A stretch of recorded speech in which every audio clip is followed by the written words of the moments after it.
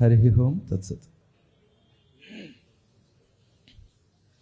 ಬ್ರಹ್ಮಾನಂದಂ ಪರಮಸುಖದಂ ಕೇವಲಂ ಜ್ಞಾನಮೂರ್ತಿಂ ದ್ವಂದ್ವಾತೀತಂ ಗಗನ ಸದೃಶಂ ತತ್ವಮಸ್ಯಾದಿಲಕ್ಷ್ಯಂ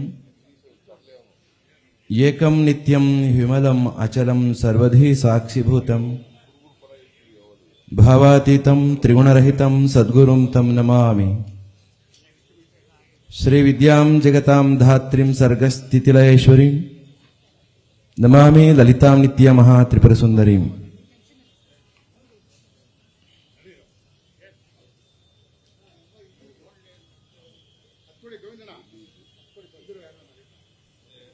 ಗಣರಾಜ್ಯೋತ್ಸವದ ಪವಿತ್ರ ಕಾರ್ಯಕ್ರಮದಲ್ಲಿ ನಾಡಿಗೆ ಸ್ವಾತಂತ್ರ್ಯವನ್ನ ಒಂದು ನಿಮಿಷ ಇರಪ್ಪ ರೇವಣ್ಣವರೇ,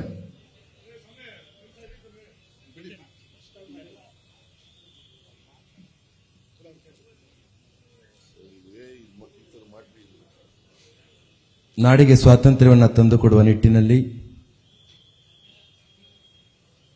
ತಮ್ಮ ಒಟ್ಟು ಬದುಕನ್ನ ತ್ಯಾಗ ಮಾಡಿದಂಥ ಎಲ್ಲ ಮಹಾತ್ಮರನ್ನು ಸ್ಮರಿಸಿಕೊಂಡು ಇದೇ ಸಂದರ್ಭದಲ್ಲಿ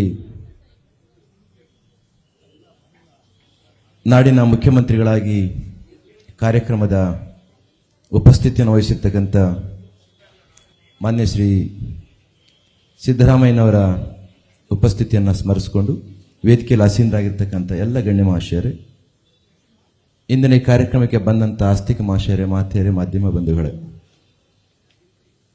ಇಂದು ನಾವು ಕ್ರಾಂತಿವೀರ ಸಂಗೊಳ್ಳಿ ರಾಯಣ್ಣನವರ 193ನೇ ಸ್ಮರಣೋತ್ಸವವನ್ನು ಆಚರಿಸ್ತಾ ಇದ್ದೇವೆ. ಇದೇ ಸಂದರ್ಭದಲ್ಲಿ ಗಣರಾಜ್ಯೋತ್ಸವದ ಕಾರ್ಯಕ್ರಮವೂ ಕೂಡ ಆಗ್ತಾ ಇದೆ. 1857 ಮೊದಲ ಸ್ವಾತಂತ್ರ್ಯ ಸಂಗ್ರಾಮ ಅಂತ ನಮ್ಮೆಲ್ಲರೂ ಕೂಡ ಗೊತ್ತಿರ್ತಕ್ಕಂಥದ್ದು. 1857 ಫಸ್ಟ್ ಫ್ರೀಡಮ್ ಮೂವ್ಮೆಂಟ್ ಸ್ಟಾರ್ಟ್ ಆಯಿತು ಅಂತ. ಆದರೆ 1857 ಕೂಡ ಪೂರ್ವದಲ್ಲಿಯೇ ನಿಜವಾದ ಸ್ವಾತಂತ್ರ್ಯ ಸಂಗ್ರಾಮವನ್ನು ಕಿತ್ತೂರು ಸಂಸ್ಥಾನದ ವ್ಯವಸ್ಥೆಯಲ್ಲಿ ವೀರ ಸಂಗೊಳ್ಳಿ ರಾಯಣ್ಣನವರು ಸುಮಾರು 25-30 ವರ್ಷದ ಹಿಂದೆಯೇ ಸ್ವಾತಂತ್ರ್ಯ ಸಂಗ್ರಾಮದ ಡಿಂಡಿಮವನ್ನು ಬಾರಿಸಿದ್ರು ಅಂತಕ್ಕಂಥದ್ದು ಎಷ್ಟೋ ಜನಗಳಿಗೆ ಗೊತ್ತಿಲ್ಲ. ಅಂತಹ ಕ್ರಾಂತಿವೀರ ಸಂಗೊಳ್ಳಿ ರಾಯಣ್ಣನವರು ಹುಟ್ಟಿದ್ದು ದೇಶಕ್ಕೆ ಸ್ವಾತಂತ್ರ್ಯ ಬಂದ 15 ಆಗಸ್ಟ್ ಹುಟ್ಟಿದ ದಿನ. ಅಷ್ಟೇ ವಿಶೇಷವಾಗಿ ನಮ್ಮ ಸ್ವಾತಂತ್ರ್ಯ ಭಾರತದಲ್ಲಿ 2 ಬಹುಮುಖ್ಯವಾಗಿರ್ತಕ್ಕಂಥ ದಿನಾಂಕಗಳು ಸ್ವಾತಂತ್ರ್ಯ ದಿನಾಚರಣೆ ಮತ್ತು ಗಣರಾಜ್ಯೋತ್ಸವ. ಈ 2 ದಿನಗಳಿಗೂ ಕೂಡ ಹೊಂದಿಕೆ ಆಗುವಂತಹ ಯಾವುದಾದ್ರೂ ಒಬ್ಬ ಮಹಾನ್ ವ್ಯಕ್ತಿಯ ದಿನಾಂಕ ಹೊಂದಿಕೆ ಆಗುತ್ತೆ ಅಂತಂದರೆ ಅದು ಕ್ರಾಂತಿವೀರ ಸಂಗೊಳ್ಳಿ ರಾಯಣ್ಣನವರದು. ಯಾವ ದಿನದಲ್ಲಿ ಅವರು ಹುಟ್ಟಿದ್ರೋ ಅದೇ ದಿನ ನಮ್ಮ ದೇಶಕ್ಕೆ ಸ್ವಾತಂತ್ರ್ಯ ಬಂತು. ಬ್ರಿಟಿಷ್ನವರ ಈಸ್ಟ್ ಇಂಡಿಯಾ ಕಂಪನಿಯ ವಿರುದ್ಧ ಸೆಟೆದು ನಿಂತು ನಮ್ಮ ದೇಶವನ್ನು, ನಮ್ಮ ನಾಡನ್ನು ನಾವು ಹಾಳ್ಕೊಳ್ಬೇಕೆ ಹೊರತು ಅಲ್ಲಿಂದ ಬಂದು ನೀವು ಆಳೋದು ಏನಿದೆ, ಅವರೆಲ್ಲ ನಿಯಮಗಳನ್ನು, ಕಾನೂನು ಬಾಹಿರವಾಗಿರ್ತಕ್ಕಂಥ ನಿಯಮಗಳನ್ನು, ಕಿತ್ತೂರು ಸಂಸ್ಥಾನಕ್ಕೆ ವಿಧಿಸಿದ ಸಾಕಷ್ಟು ನಿಯಮಗಳನ್ನು ಧಿಕ್ಕರಿಸಿ ಅವರ ವಿರುದ್ಧ ಸ್ವಾತಂತ್ರ್ಯ ಸಂಗ್ರಾಮದ ಕಹಳೆಯನ್ನು ಊದಿದಂಥ ಕ್ರಾಂತಿವೀರ ಸಂಗೊಳ್ಳಿ ರಾಯಣ್ಣನವರನ್ನು ಕೊನೆಯ ಬಾರಿಗೆ ಹಿಡಿದು ಅವರನ್ನ ಶಿಕ್ಷೆಗೆ ಒಳಪಡಿಸ್ತಕ್ಕಂಥ ಸಂದರ್ಭದಲ್ಲಿ ಒಂದು ಮಾತನ್ನ ಅವರು ಹೇಳ್ತಾರೆ, ಕೊನೆಯ ಮಾತುಗಳು: ಇಂದು ನೀವು ಒಬ್ಬ ರಾಯಣ್ಣನನ್ನ, ಸಂಗೊಳ್ಳಿ ರಾಯಣ್ಣನನ್ನ ಬದುಕನ್ನು ಮುಕ್ತಾಯಗೊಳಿಸ್ಬೋದು, ಗಲ್ಲಿಗೇರಿಸ್ಬೋದು.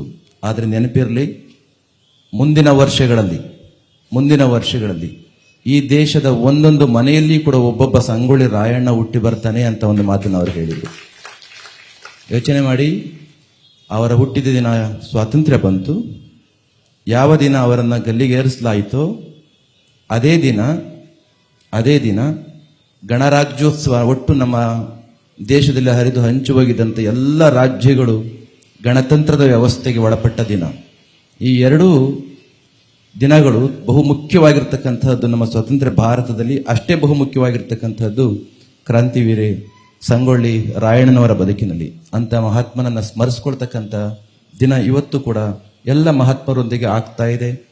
ಇಂದು ಆದರ್ಶಗಳ ಕೊರತೆ ನಮ್ಮ ಯುವಕರಿಗೆ ಕಾಡ್ತಾ ಇರ್ತಕ್ಕಂಥ ಸಂದರ್ಭದಲ್ಲಿ ಒಂದು ದೇಶದ ಬಹು ದೊಡ್ಡ ಶಕ್ತಿ ಅಂತಂದ್ರೆ ಆ ದೇಶದಲ್ಲಿರ್ತಕ್ಕಂಥ ಯುವಕರು.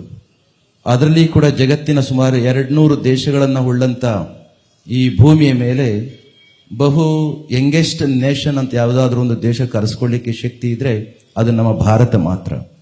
ಇಂತಹ ಭಾರತದಲ್ಲಿ ಕೇವಲ 60ಕ್ಕಿಂತ ಹೆಚ್ಚು ಪಟ್ಟು ಯುವಕರನ್ನೇ ಹೊಂದಿರತಕ್ಕಂಥ ನಮ್ಮ ದೇಶದಲ್ಲಿರ್ತಕ್ಕಂಥ ಯುವಕರಿಗೆ ಅವರ ಶಕ್ತಿ, ತಮ್ಮ ಬದುಕನ್ನು ಕಟ್ಟಿಕೊಡ್ತಕ್ಕಂಥ ಶಕ್ತಿ, ರಾಷ್ಟ್ರ ನಿರ್ಮಾಣ ಕಾರ್ಯದಲ್ಲಿ ಶಕ್ತಿ ಸರಿಯಾದ ರೀತಿಯಲ್ಲಿ ಆಗಬೇಕು ಅಂತಂದ್ರೆ ಇಂತಹ ಮಹಾನ್ ಪುರುಷರ ಆದರ್ಶಗಳು ನಮ್ಮ ಯುವಕರಿಗೆ ಬೇಕಾಗುತ್ತೆ.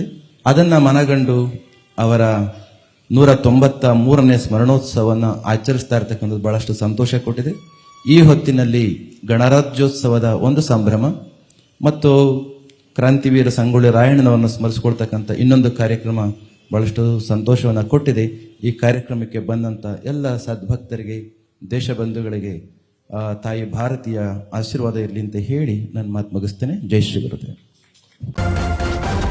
ನ್ಯೂಸ್ ಫಸ್ಟ್ ನಿರ್ಭೀತಿಯಿಂದ ನಿಮ್ಮ ಪರವಾಗಿ.